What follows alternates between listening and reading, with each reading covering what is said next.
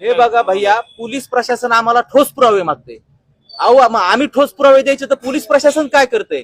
माझी पोलीस प्रशासनाला विनंती आहे, तुमच्या पुढे हे चॅलेंजिंग आहे. आता बीड पोलीस प्रशासनाची जे डाग लागलेला आहे ते पुसून निघन जर तुम्ही महादेव मुंडे हत्याकांडमध्ये शेवटच्या तळागाळापर्यंत पूर्ण तपास पूर्ण केला तर.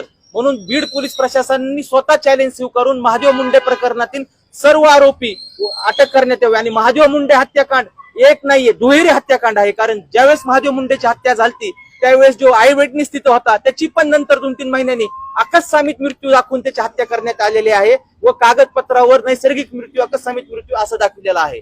आणि ह्याच्या पुढे एक सांगतो, वाल्मिक कराड हा जो आरोपी आहे मकोका मधला संतोष देशमुख हत्याकांड मधील जो मुख्य आरोपी आहे त्याला बीड कारागृहामधून हलविणं ही काळाची गरज आहे. तुम्हाला त्याचं कारण सांगतो.